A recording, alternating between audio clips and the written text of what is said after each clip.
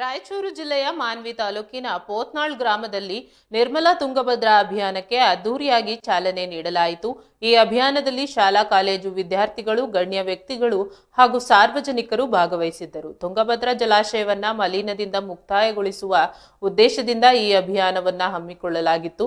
ಕಾರ್ಯಕ್ರಮದಲ್ಲಿ ಮಾತನಾಡಿದ ಆರ್ಥಿಕ ತಜ್ಞ ಪ್ರೊಫೆಸರ್ ಎಲ್.ಕೆ. ಶ್ರೀಪತಿ, ತುಂಗಭದ್ರಾ ಜಲಾಶಯವನ್ನ ನಾವು ಉಳಿಸುವ ಕೆಲಸ ಮಾಡಬೇಕು. ಒಂದು ವೇಳೆ ನಾವೆಲ್ಲರೂ ನಿರ್ಲಕ್ಷ್ಯ ತೋರಿದರೆ ವಿಷ ನೀರು ಕುಡಿಯಬೇಕಾಗುತ್ತದೆ ಎಂದು ಕಳವಳ ವ್ಯಕ್ತಪಡಿಸಿದ್ದಾರೆ. ರಾಜ್ಯದಲ್ಲಿ ತುಂಗಭದ್ರಾ ನದಿಯು ಸುಮಾರು 600 ಕಿಲೋಮೀಟರ್ಗೂ ಹೆಚ್ಚು ದೂರ ಹರಿಯುತ್ತದೆ.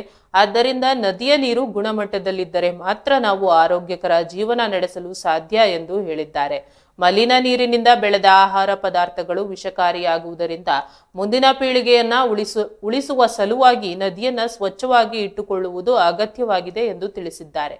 ಮಾಜಿ ಶಾಸಕ ಗಂಗಾಧರ ನಾಯಕ ಮಾತನಾಡಿ, ನೀರು ಅಮೃತ, ಅದನ್ನ ನಾವು ಪೂಜ್ಯ ಭಾವನೆಯಿಂದ ಕಾಣಬೇಕು. ನೀರು ಕುಡಿದರೆ ರೋಗಗಳು ಮಾಯವಾಗುತ್ತವೆ ಎಂಬುದು ಹಿರಿಯರ ಮಾತಾಗಿದೆ. ಹೀಗಾಗಿ ನಾವೆಲ್ಲರೂ ಒಟ್ಟಾಗಿ ಸೇರಿ ಮಲಿನಗೊಂಡಿರುವ ತುಂಗಭದ್ರಾ ನದಿಯನ್ನ ನಿರ್ಮಲಗೊಳಿಸಬೇಕು ಎಂದು ಈ ಅಭಿಯಾನ 3ನೇ ಹಂತವಾಗಿದ್ದು, ಡಿಸೆಂಬರ್ 31ರಂದು ಪೋತ್ನಾಳ್ ಗ್ರಾಮಕ್ಕೆ ಆಗಮಿಸಿ ಜನವರಿ 1ರಂದು ಕಾರ್ಯಕ್ರಮದ ನಂತರ ಮಂತ್ರಾಲಯದ ಮಾರ್ಗವಾಗಿ ಸಾಗಲಿದೆ ಎಂದು ಮಾಹಿತಿ ನೀಡಿದ್ದಾರೆ.